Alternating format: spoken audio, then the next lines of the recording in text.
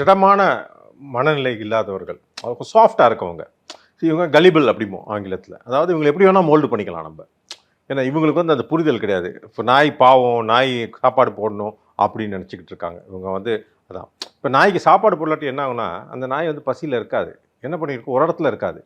அந்த எலும்புத்தூளை தேடி ஊர் ஃபுல்லாக தெரிஞ்சுக்கிட்டு இருக்கும். அது கடிக்கிறதுக்கு நேரம் இருக்காது சார். அதான் உண்மை அங்கே.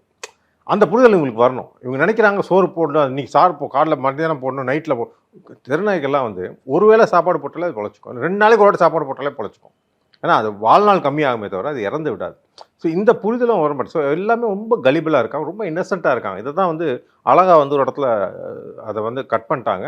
கோபி வந்து எண்ட் ஆஃப் த ப்ரோக்ராம் வந்து சொன்னதே இது அவங்களுக்கு பார்த்து. நீங்களாம் ரொம்ப இன்னசென்ட்டாக இருக்கீங்க. உங்கள் மாதிரி இன்னசென்ட்டாக இருக்கவங்களும் சமுதாயத்துக்கு தேவை. நல்லதெல்லாம் சொன்னார் அவர். சொல்லிவிட்டு ஆனால் என்னென்னா ரொம்ப இன்னசென்ட்டாக இருந்துறாங்க. ரஜினிகாந்த் மாதிரி சொன்னார்ல ஒரு டயலாக், ரொம்ப நல்லவனாக இருந்துறாங்க. அந்த மாதிரி தான் இவங்க ரொம்ப நல்லவனாக இருக்கனால இவங்க வந்து யூஸ் பண்ணிக்கிறாங்க. மேனகா காந்தி போன்றவர்கள் அவங்களுடைய அஜெண்டாவை ரன் பண்ண.